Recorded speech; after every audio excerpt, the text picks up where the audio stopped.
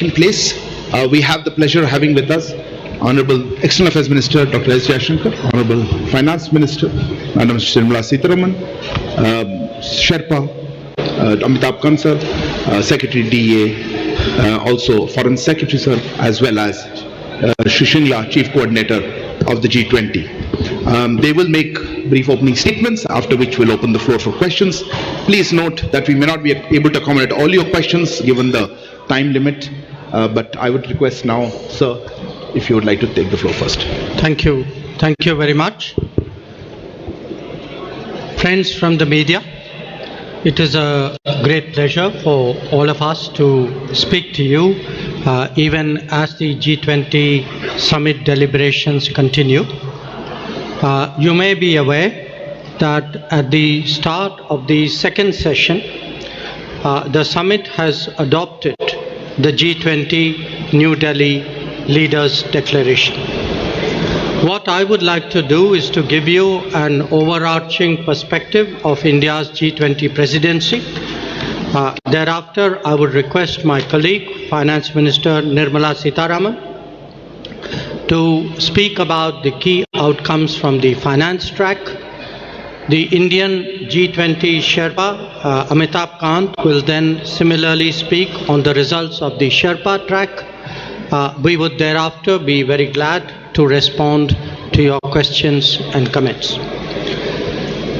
The message of our presidency, as you are all aware, is that we are one earth, one family, and we share one future. This draws on an age-old belief of Vasudhaiva Kutumbakam. The entire proceedings of the New Delhi summit are in fact organized accordingly, with 3 sessions devoted to each aspect of this theme. Now, reflecting this approach, we have consciously sought to make this G20 as inclusive and broad-based as possible. It is witnessing the participation of its 20 member states, 9 invitee nations, and 14 international organizations. It is a matter of particular satisfaction for us that the African Union has this morning become a permanent member of the G20, that too during the Indian presidency. This is in keeping with the priority that we attach to addressing the urgent concerns of the Global South. You would recall that at the beginning of our presidency, Prime Minister Modi's initiative, 125 nations were consulted to express the voice of the Global South. In terms of its organization and program, the Indian presidency, if I may say so, has been exceptional. Events have been spread across 60 cities, which are truly across the length and breadth of India. There has been a popular participation and a societal involvement of an extraordinary degree. The interest in G20 proceedings have been particularly strong among our youth. It has been an opportunity to showcase our culture, traditions, and heritage as well. The G20 has contributed to making India world ready and the world India ready.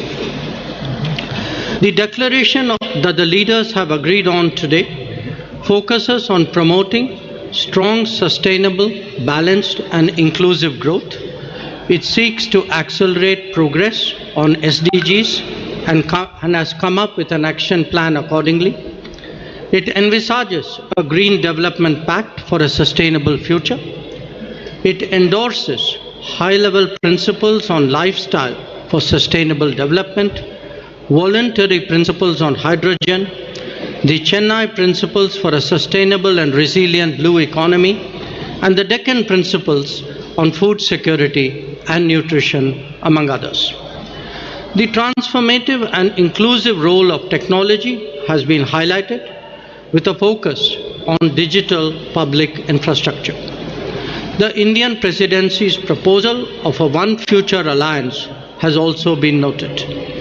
The G20 has reaffirmed the fundamental importance of gender equality and committed to halve the digital gender gap by 2030. Recognizing that the post-pandemic world order must necessarily be different from the world before it, the leaders have also emphasized the need to reinvigorate multilateralism and reform international financial institutions. This is particularly relevant to managing global debt vulnerabilities. So, as you can see, there have been many far-reaching and very consequential policies and decisions that have been agreed upon today. Keeping all that in mind, I would, at this stage, request Finance Minister to highlight the key issues from the finance track. Thank you, Jaishankarji.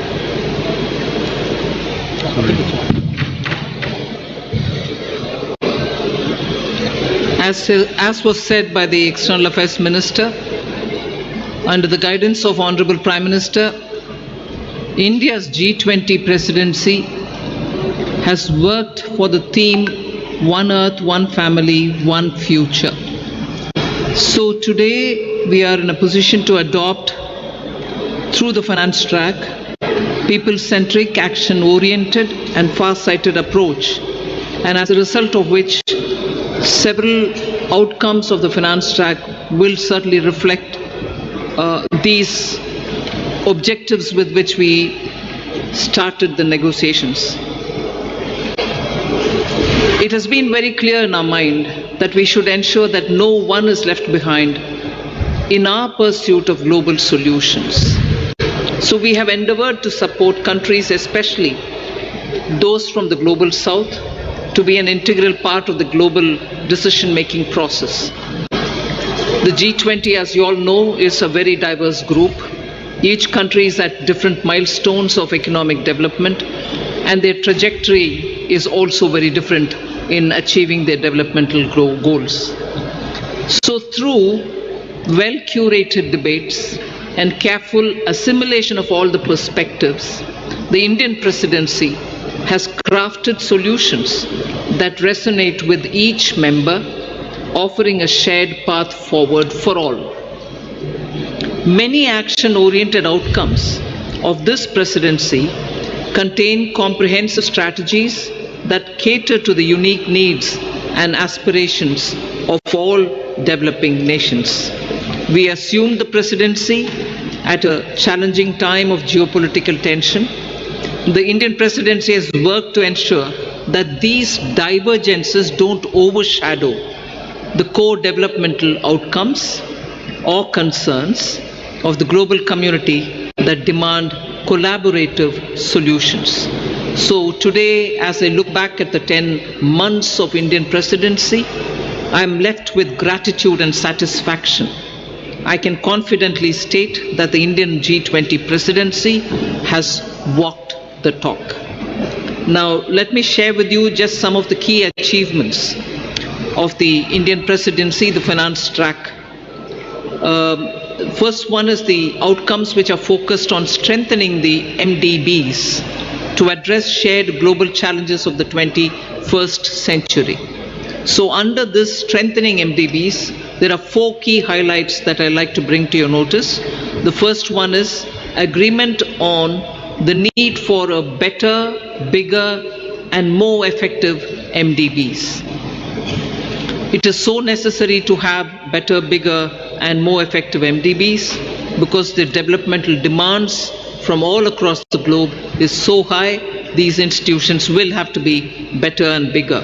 This is also going to contribute to enhancing representation and voice of developing countries in the decision making.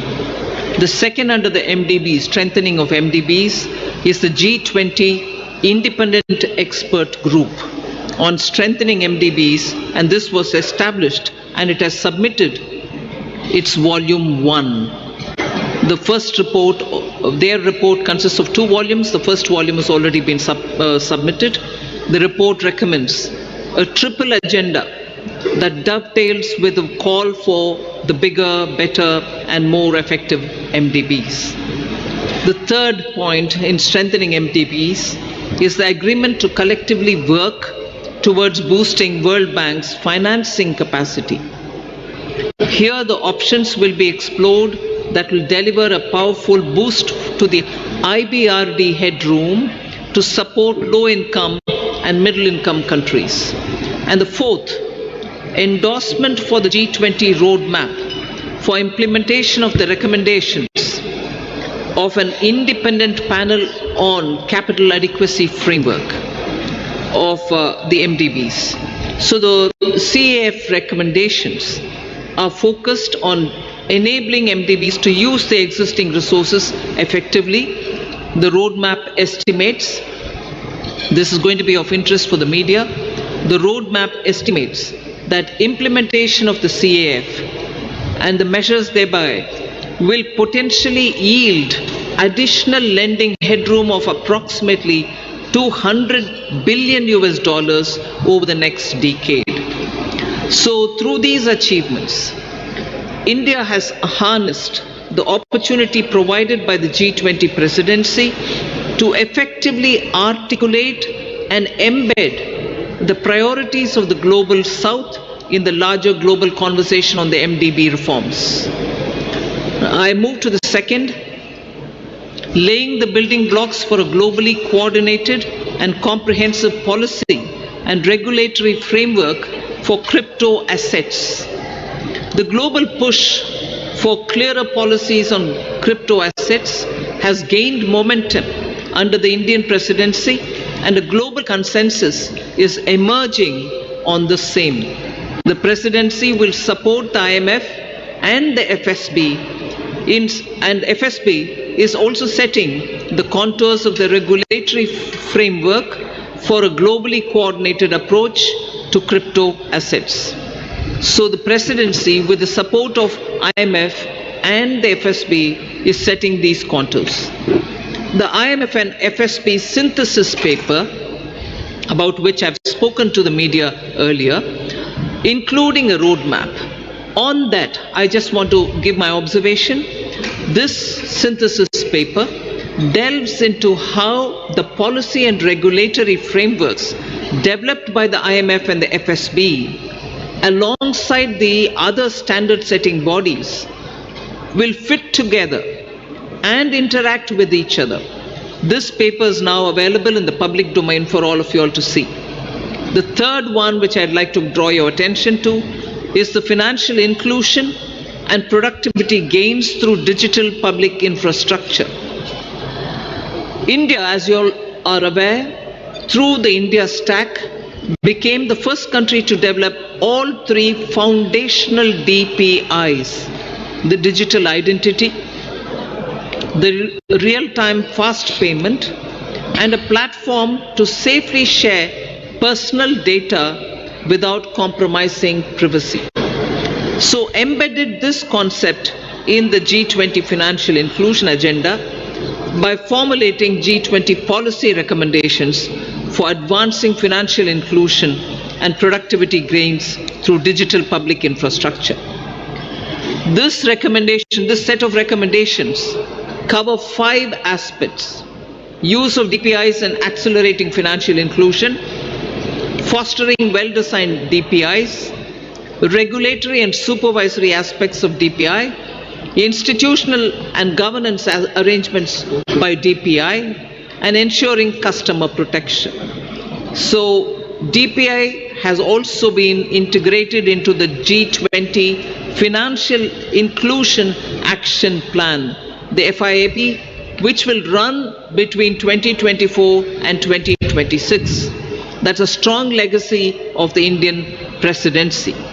We also assume the co-chair of the Global Partnership for Financial Inclusion.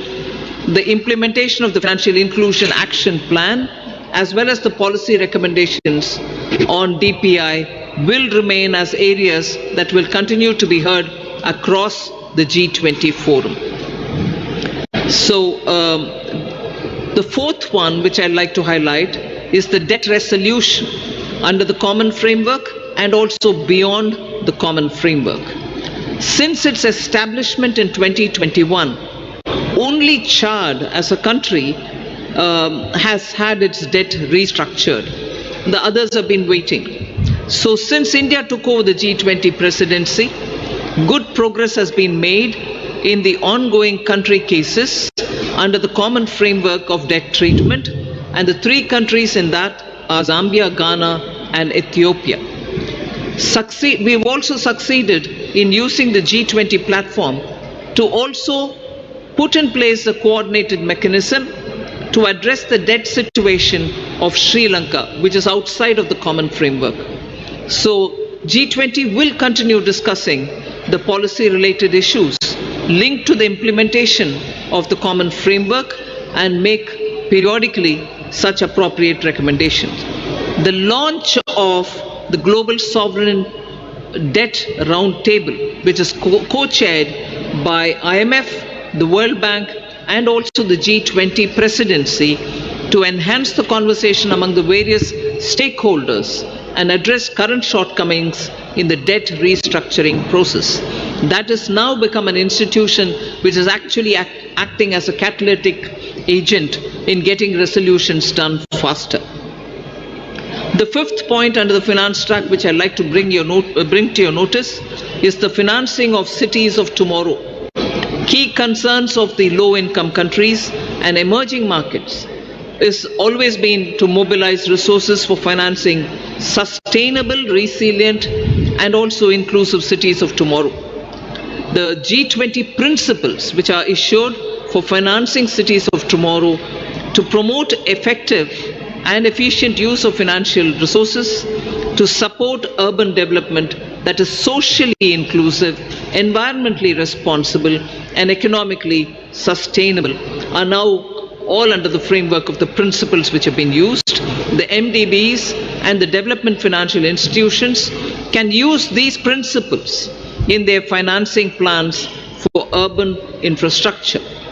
The sixth, which I'd like to quickly draw your attention, is the two-pillar solution on global taxation, the international taxation. We've made substantial progress in the two-pillar solution, and the work has also happened on the exchange of information on immovable property transactions between countries. There is a launch of the pilot program of the South Asia Academy in India for tax and financial crime investigation in collaboration with the OECD. The seventh, on which I'll elaborate, is mechanism to support the timely and adequate mobilization of resources for climate finance. Till date, the conversation was focused on calling on developed countries to say, where is that $100 billion US dollars, which didn't come. But Indian presidency adopted an action-oriented approach, and the G20 explored mechanisms that can support timely and adequate mobilization of resources for climate finance, facilitating access to multilateral climate funds and enhancing their leverage and ability to mobilize private capital has also been our focus. Special focus again on development, demonstration, deployment of green and low carbon technologies. Now the list of outcomes, I've pointed out 7, just 3 more which I'll not go into the detail, but you can take it as enough has been done on that. I'll also put it out for your consideration. Scaling up sustainable finance for social sectors, health and education. Technical assistance for capacity building.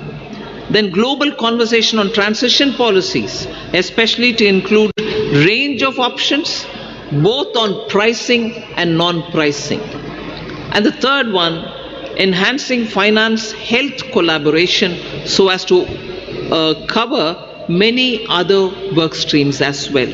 So I listed out 7, elaborated on them, 3 others which have not elaborated, but on all of them, substantial progress and outcomes have been achieved. India's received tremendous support from the G20 members across the table. The outcomes of the Indian presidency are a testimony to India's commitment to multilateralism and for international cooperation. We assure the upcoming Brazilian presidency of our strong support and to continue the momentum on key issues of global importance. I now hand over back to Minister Jaishankar. Thank you, Nirmala ji. May I now request G20 Sherpa Amitabh Kant to bring out the major outcomes from the Sherpa track. Thank you, Minister. So first of all, when we started India's presidency, the Prime Minister had said that India's presidency must be inclusive, it must be decisive, it must be ambitious, and it must be action-oriented. The New Delhi Leaders' Declaration has 83 paras in all. All 83 paras have 100% consensus across all countries. There are 8 paras on the geopolitical issue, which is entitled Planet, People, Peace and Prosperity. All those 8 paras have 100% acceptance. All countries have unanimously supported the New Delhi Leaders' Declaration. This is one declaration without a single footnote and without any chair's summary. This is a complete statement with 100% unanimity. This demonstrates both the Prime Minister's and India's great ability to bring all developing countries, all emerging markets, all developed countries, China, Russia, everybody together on the same table and bring consensus. Secondly, this has been the most ambitious presidency in G20's history ever, because the number of outcomes it has, both the outcomes and the annexed documents are about 112, which is more than 2.5 times which has ever been achieved before.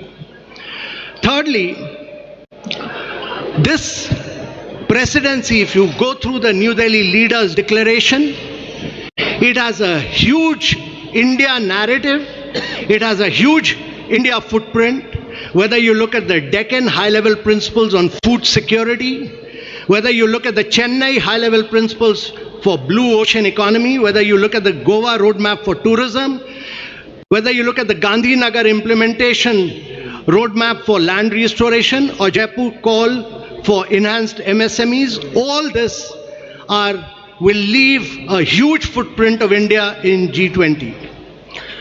So one of the key achievements to my mind, one is that we've achieved a very major green development pact in today's world of climate action and climate finance. Every single country has come together to focus on green development pact, which has financing, which has focused on global greenhouse gas emission by 43% by 2030, which has a doubling provision of adaptive finance by 2025, which has a global biofuel alliance, which has completely new principles of life for sustainable development, which has ending plastic pollution, which has reducing disaster risk, and a whole lot of other components put together as the Green Development Pact of the leaders of G20 countries for a greener world of tomorrow. Secondly, there is a huge focus on accelerating progress on sustainable development goals, because the COVID had hit a vast segment of our population. There's a G20 action plan to accelerate progress on SDGs. There is a huge focus on education, health, nutrition. There's a huge focus on creative industries like culture as a transformation for SDGs. And there is a huge focus on inclusive and resilient growth in this entire things, most of which the finance minister has spoken about, so I'm not talking. But I think one of the biggest achievements of this New Delhi Leaders' Declaration is what we've achieved on women-led development, with a massive focus on women empowerment and gender equality. And this focuses on reducing labor force participation gap bridging the gender digital divide. There's a huge focus on gender inclusive climate action. There's a completely big focus on women's food security, nutrition and well-being. And we've created a new working group on empowerment of women, which Brazil will carry forward. There's the next key in the world. The G20 leaders are focused on artificial intelligence. They are focused on cyber security. Also, I would say that one of the key aspects of this presidency has been its focus on developing and emerging markets. No document of G20 has had such an immense focus on developing and emerging markets and the voice of the global south as this particular document has. This is a document of the global south. This is a document of the developing countries which came together and spelled out their priorities. And India has been the spokesperson of all the global south and spelled out their priorities in this document. This document also condemns terrorism. It denies terrorist groups safe haven and freedom of operation and many other things. But let me assure you that for the planet, there are several new initiatives on climate and health, and this has been an inclusive G20. This has been a very a G20 where the leaders give a direction to global agendas, and this has laid the foundation for very bold action. But more than anything else, it has amplified the voice of global south. It has also demonstrated that India has a huge capacity of bringing the world together and leading the world in developmental and geopolitical issues as well. So thank you very much, ladies and gentlemen. Thank you, Amitabh. Following up on my colleagues, let me add a few more remarks. While noting that the G20 is not the platform to resolve geopolitical and security issues, the leaders recognized that they can have significant consequences for the global economy. In particular, they dwelt on the ongoing war in Ukraine and the impact it has had, especially on developing and least developing nations still recovering from the pandemic and economic disruption. The 3 F's, food, fuel, and fertilizers, were issues of special concern. Another subject that was addressed by them, as the Sherpa noted, was countering terrorism and money laundering. The leaders condemned terrorism in all its forms and manifestations and recognized that it constitutes one of the more serious threats to international peace and security. So, in conclusion, as you can all see, all G20 member states have come to New Delhi with a strong sense of responsibility about addressing the most pressing global challenges.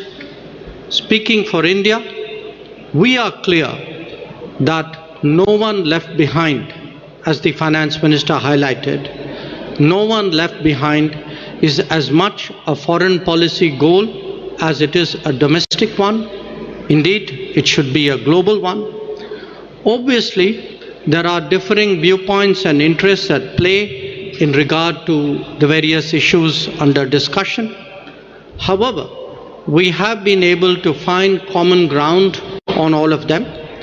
As a result, we can justifiably state that under Prime Minister Narendra Modi's guidance, the New Delhi summit has given clear directions for the growth and development of the global economy in the years ahead. We would be glad to respond to your queries. Thank you. Thank you very much, sir. Before I open the floor for questions, let me just mention that the document in question, the New Delhi Declaration, has been uploaded on the website about an hour ago, and please have a look at it. Let me open now the floor. I see gentlemen at the back. Yeah, right there at the back on the left. Yeah. Parikshit, right? Yeah, please. No, not there. Behind you.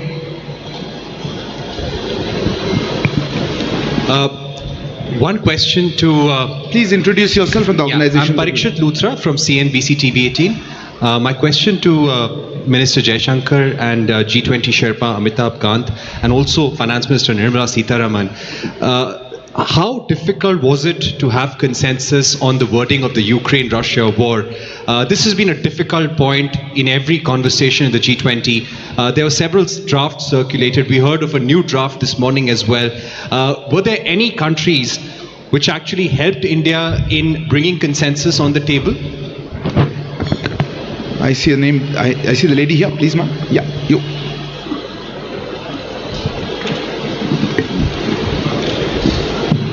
Ma'am, good afternoon. My name is Ruchi Bhatia from Bloomberg News.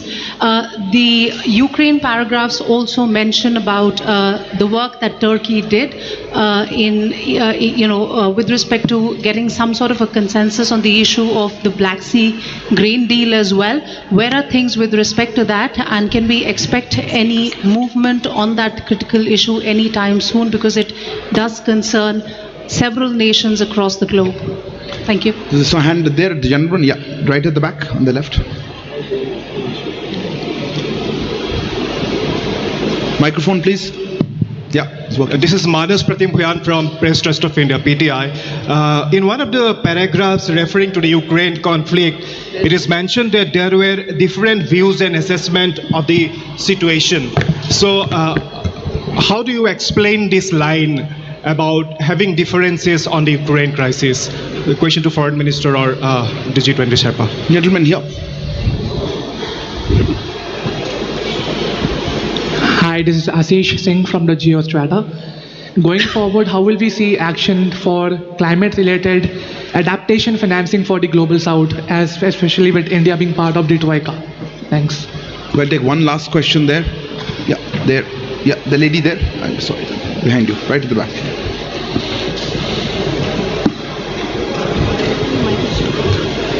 Okay. Hi, I'm Hamna from Brute.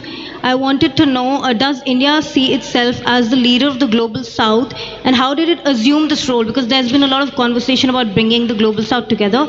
So, yeah. Sir, may I handle it? I didn't get the last one. The last how does India see itself as leader of global? As the leader of the Global South. Where is this lady? Okay. I'll just go with the start, then I'll. Let me respond to some of the questions, and then I'd request the Sherpa to come in on that after me. How difficult was it to forge consensus on the Ukraine issue? This, as we have pointed out, is a declaration of 83 paragraphs. It has a lot of content. There are a lot of subjects which have been covered, some of which we have spoken about.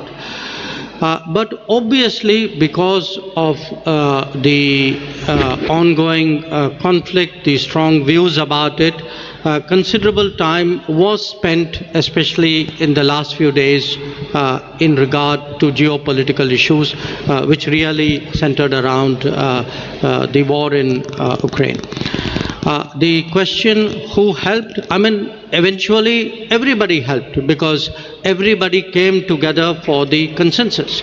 But I think if Sherpa would bear me out, I think the emerging markets took a particular lead on this, and many of us have a strong history of working together. Bear in mind that actually you have 4 developing countries in succession as G20 Presidency: Indonesia, us, Brazil, and South Africa. So, but I would say, rather than who helped, the point to be recognized is that a common landing point was ultimately fashioned out.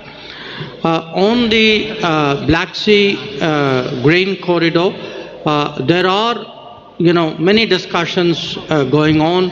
As you know, the Foreign Minister of Russia is here.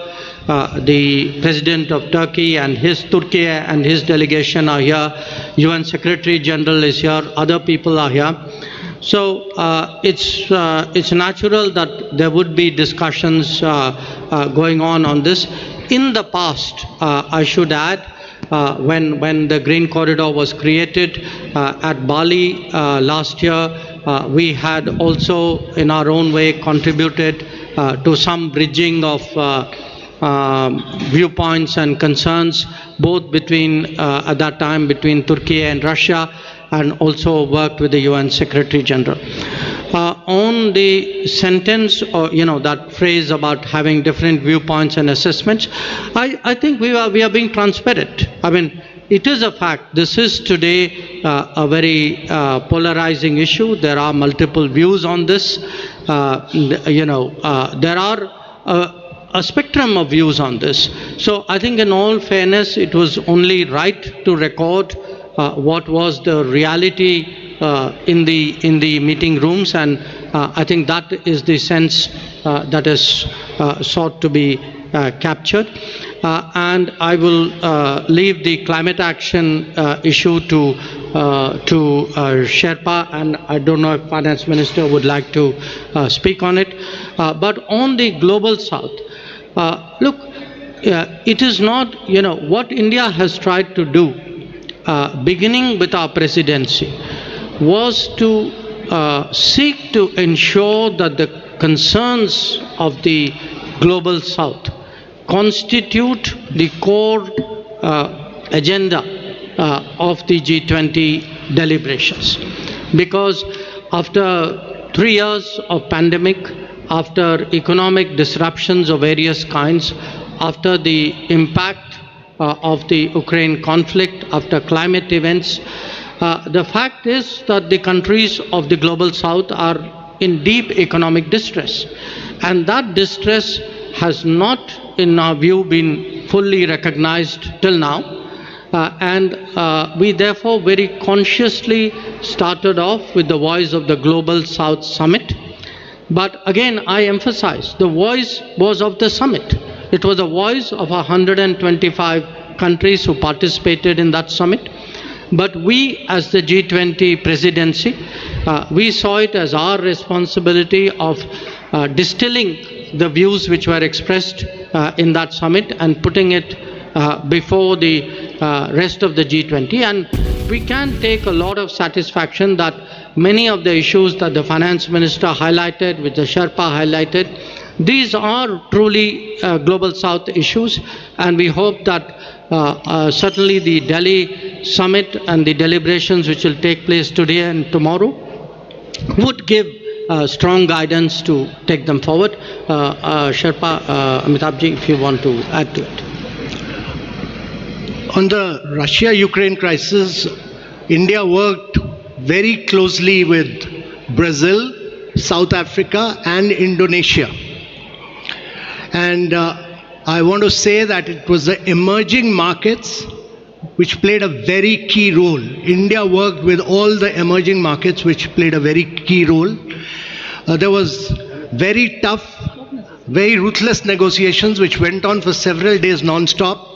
And I really feel that in the end, the issue was clinched because of the leadership of the Prime Minister, because eventually we had to say that the leader wants it and this has to be delivered. And secondly, I really want to thank Mr. Jaishankar. I constantly took his advice and he guided me, and he gave me two really outstanding officers. One was Nag Naidu, who's a very outstanding officer and very enthusiastic, motivated young officer who worked with me, Inam Gambhir. They did a really outstanding job as far as the geopolitical issues concerned.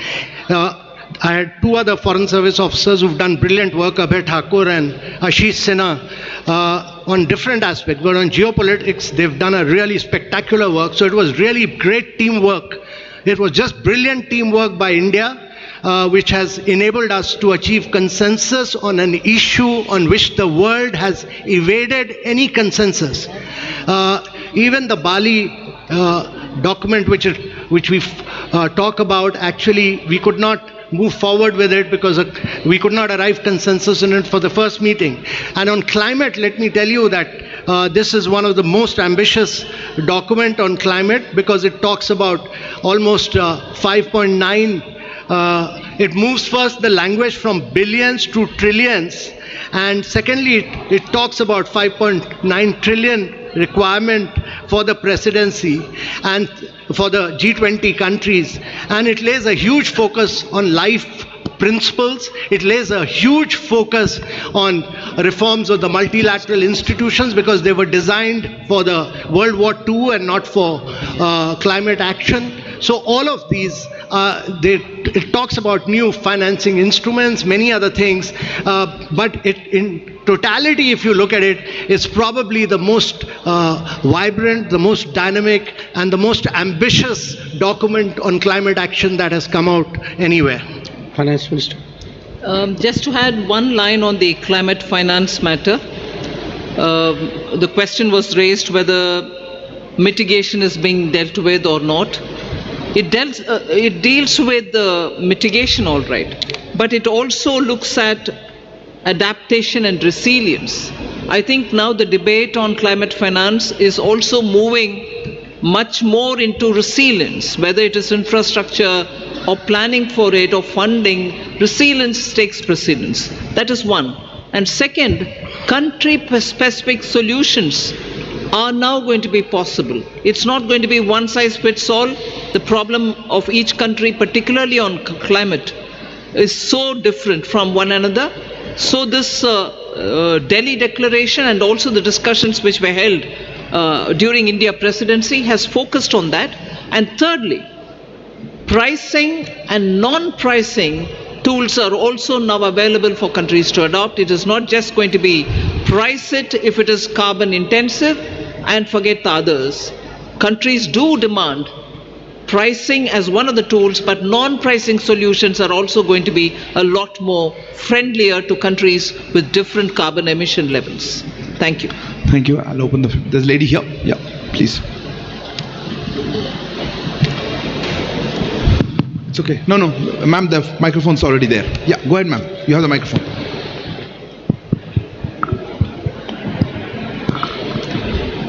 Hello. Yeah. Good evening to the panel. This is Priyashmita. I'm from Informist Media. My question is directed to ma'am. That is, now that there is a global acceptance of the fact, or at least a G20 acceptance of the fact regarding food and energy security, what is the immediate ramification on inflation and growth forecast, both domestically and globally, that you see? Thank you. Well, globally, I think it will have... Oh, sorry. Ma'am, we can take questions together. Okay. Yeah, gentleman there. Yeah, you. The gentleman there who's put his hand up, if you could give the microphone to him. Yeah, thank you. No, not him, not him. I'll come to you, sir. I'll come to you in a minute. Person in front of you. Hold on there at the back. Yes, sir, you go ahead. You had the floor. Yeah, go ahead. No, not you, sir. Okay, since you have the microphone, go ahead. Go ahead. I don't want to waste time. Go ahead. Hi, Stephen Borwick of Nikkei Asia. My question is for Foreign Minister Jaishankar. Is today's achievement a step towards achieving what India has described as a world of greater multi-alignment, as opposed to the more old-fashioned sense of an international rules-based order? Thank you. Yes, sir. You had the microphone. Go ahead. Is the microphone on? Yeah, thank you very much. I just wanted Mr. Minister Jaishankar. Please introduce yourself. Dr. Wail Awad from Sana, correspondent in India. Mr. Jaishankar, Honorable Minister, when you talked of the counter-terrorism measure, how serious was the members of the G20 and fighting terrorism together? Thank you. Yes, ma'am. You had a hand up quite some. Yes, you're right here, second row.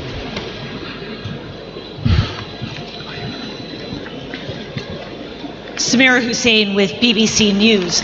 I want to go back to Russia, and if you look at the language that was used in Bali, and you look at the language that was used now, gone is any reference to Russia and its aggression. Were those concessions made in order to get Russia to sign on? And do you think the weight of this has been watered down? And does that take away from its importance, especially when you're talking about fuel and food security? Yes, you. Yeah. Right in front. No, ahead of him, please. I saw his hand. Yes, you. Please, go ahead.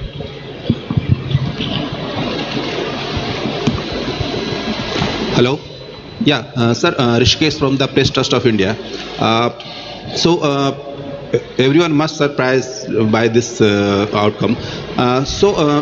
मेरा सवाल है कि PM Modi का जो personal bonding है president Biden and Russian president Putin के साथ, उसका कितना बड़ा योगदान था इसको इस डिक्लेरेशन को ला पाने में, and what role has China played in bringing this? एक क्वेश्चन था तो दूसरा देखिए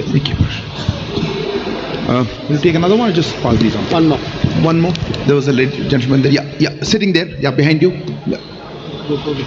Yeah, Pranay, go ahead. Sir, Pranay Upadhyay हूँ जी न्यूज से।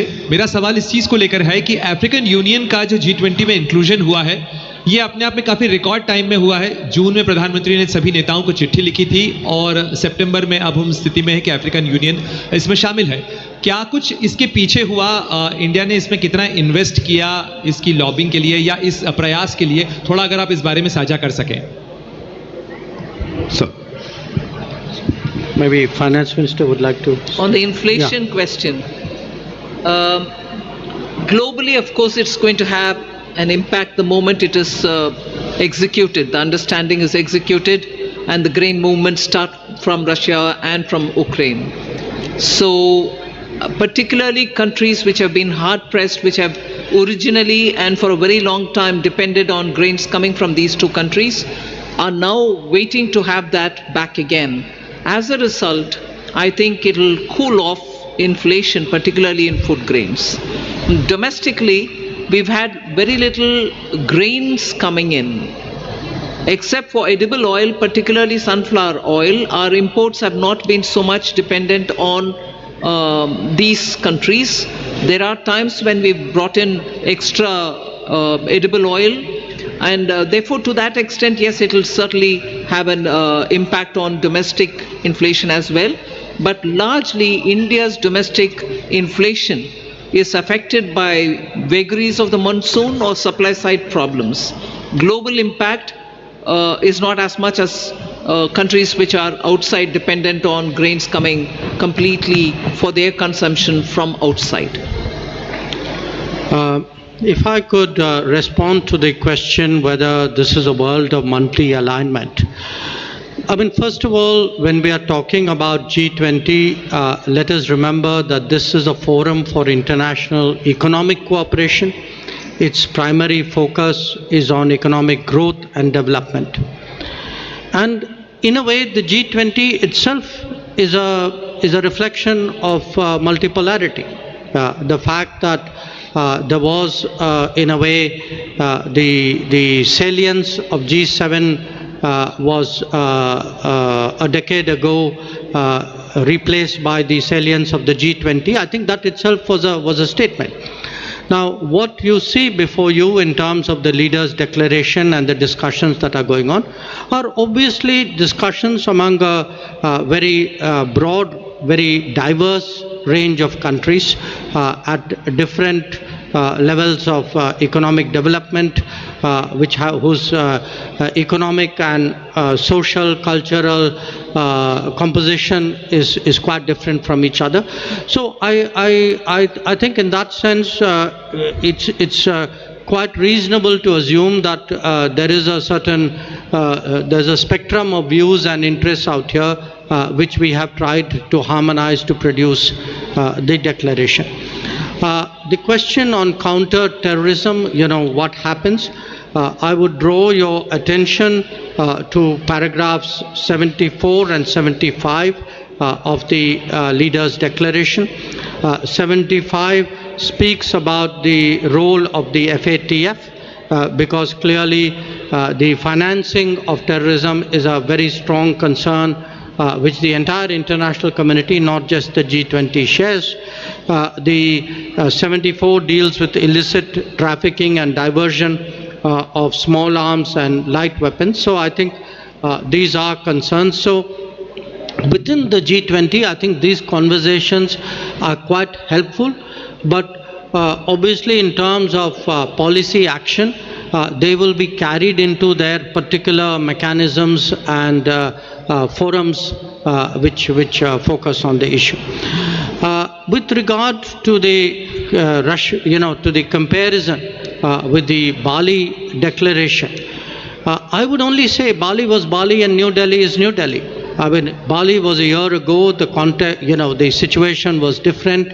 Many things have happened since then, and in fact, if you see in the geopolitical segment of the leaders' declaration, there are in totality 8 paragraphs, 7 of which actually focus on the Ukraine issue, and many of them highlight problems which are of great contemporary significance. I mean, including the efforts of the Istanbul agreements, the concerns about unimpeded deliveries of grain, foodstuff and fertilizers, the issues of attacks on the relevant infrastructure. So I think it's, one should not have a theological view of this. I think the New Delhi Declaration responds to the situation and concerns as it is today, just as the Bali Declaration did in a situation which was there a year ago. And finally, with regard to the जो आपका जो सवाल था कि PM's personal bonding, today, in fact, not just today, yesterday, and in some cases at the Jakarta East Asia Summit as well, where the Prime Minister was there. Prime Minister did speak to a number of his counterparts with regard to what was under discussion at this summit. So it is the responsibility of the Sherpa and of the ministers to put together the multiple strands and harmonize it into a document. But at the end of the day, I mean, I obviously do not want to go into very specific details, but at the end of the day, there are always gaps and issues and viewpoints. And I think today, especially Prime Minister's talking to a number of leaders during the day, his meetings yesterday with some of them, with others during the Jakarta meeting of the ES, I think were all very, very influential, or I would say almost determining in producing an outcome. और जो आखिरी सवाल जो आपका था कि AU का inclusion जो है उसकी गति माने बहुत तेज़ गति से हुई, मैं आप लोगों को एक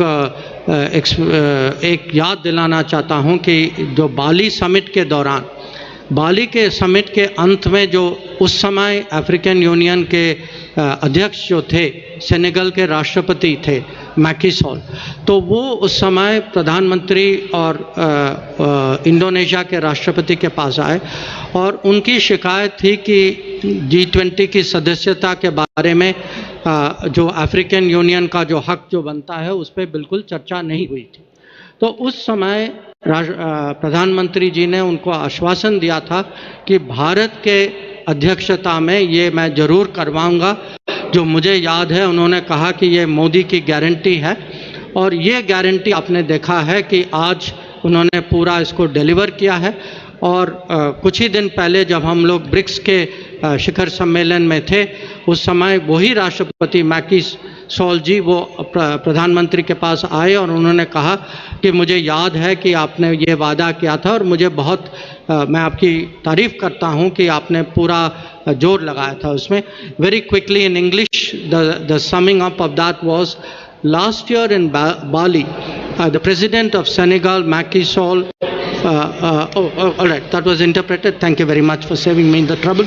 Would you like to add something on any of them? Is there? So we'll take a few more questions, or? I think one last. Okay, I have a gentleman here. Yeah, go ahead. Microphone here with the gentleman in the front row. This is Nikhil from the BBC. The question is to the Finance Minister. You said that the G20 now has its own mechanism on climate finance. So does that mean that the $100 billion promise from the West or the developed countries is pretty much dead now? One more question. I had a hand somewhere here on the right. Yeah, that's the gentleman. Yeah, you please go ahead. Piche, right there. In the middle. The gentleman there. Hi. No, it was the gentleman here. Yeah, you. Yeah. No, not there. You behind you. Okay, if you've got the mic, just ask. We can't waste it. This is Mithil from NBC News. I wanted to ask two questions. One question, please. Okay, one question. The absence of President Xi Jinping at this summit, does India see this as a snub towards Prime Minister Narendra Modi, especially with the border issues, as well as President Joe Biden? You have the microphone. You're next. So I'm Sahil from ANI News Agency. So what kind of framework can be expected regarding crypto assets among the G20 nations? What is it? I saw one hand. Yes, gentlemen. Yes, sir. Here. You have the microphone? Go ahead. What kind of... could we just have that question Could you ask again? the question again on the crypto? I think your question was? Yeah. Yeah. Could you repeat that? Minister, ma'am, they could not pick it up. What kind of framework can be expected regarding the crypto assets among the G20 nations? Crypto assets framework. And in addition to that, ma'am, a supplementary question that since we have a consensus on making common framework on crypto assets, and G20 presidency will work with FSBC and what's IMF the question, please? But the joint report of FSBC and IMF says that banning a blanket ban on crypto assets is not a solution. So my question is that is there a consensus on just to regulate it or ban it completely? Okay. You, last question. This is Matthew Shivlin from Climate Home News. You said this is the most ambitious document ever on climate, but India was pursuing an expanded language on phasing down fossil fuels, while the final declaration basically goes back to just phasing down coal. Are you disappointed with this outcome? So I think we're running out of time, and I'll close here with that. I do think we're out of time. So I think we're running out of time, and I will hand over the floor to ma'am. I'll start with the crypto. Well, it's really heartening that you've gone through the report. But the point is, the FSB's report and the IMF's report, FSB is concentrated more on the regulation, and IMF's looked at the macroeconomic implications. So the synthesis paper is something which the G20 membership will go through in detail. There is one more meeting under our presidency for the finance track in Marrakesh. I remember with great sense of responsibility and sorrow the earthquake which has happened very close to Marrakesh. I hope the people of Morocco are in a position to take on, and I was glad to hear the Prime Minister during this session in the morning that India stands with Morocco and we will be ready to do any assistance that the government of Morocco would desire us to do. So with that said, with a heavy heart, the next meeting was scheduled for Marrakesh, and there the FSB report and the IMF, which is the synthesis report, will be discussed, and the materials are all already available in public domain. So it is for the membership to take a call as to how it wants to move on it. A framework or a template, whatever be it. I don't think we've given it a name as yet. And also to now discuss whether it is going to be a regulation only and not a ban. I'm not getting into that debate. It is the reports, the synthesis, and also the early IMF report, both of which have been discussed. You're right in saying this report says this. It's up to the G20 membership to take a call on how it wants to move forward. And that you'll get to know more during the autumn meet of the World Bank. There was a question on climate finance. I don't think it is a question of are you writing off this 100 billion which was promised earlier, and now that you've come up with a newer way of the funding climate. I don't think it is this or that. Whatever trickle had come earlier of the 100 billion, or what it can come now through the private partnership or bringing in philanthropy or anything else, can keep going on that. But the fact remains that now the larger discussion has brought in many more elements of how to finance. So both will have its own role to play, because climate issues attain great sense of urgency. Would you like to speak on? So on the fossil fuel, I'll like to say that if you read through the entire document, it's very, very ambitious. First of all, for the first time, G20 has talked about tripling of renewable energy capacity by 2030 globally. Secondly, this is the first document which talks about, which has very huge focus on fossil subsidies. And thirdly, this is the first time that there is a huge focus on billions to trillions of dollars in climate finance. There is a huge focus on Global Biofuel Alliance, which will be launched today. There's a huge focus on green hydrogen, and also there's a massive focus on energy resource efficiency and circular economy industry coalition, and there's a focus on, to my mind, very huge focus on the document is actually a very, very strong focus on lifestyle for environment, which is life, which the Prime Minister has initiated, and several studies have said that it can lead to 20%, and IEA study has said that it can lead to 20% reduction in greenhouse emissions. So huge focus on climate action. So let me conclude with the last question, which is the levels of participation.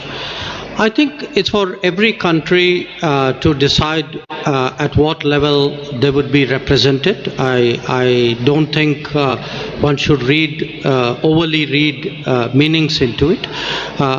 What I think is important is what is the position which that country has taken, how much that country has contributed to the deliberations and the outcomes.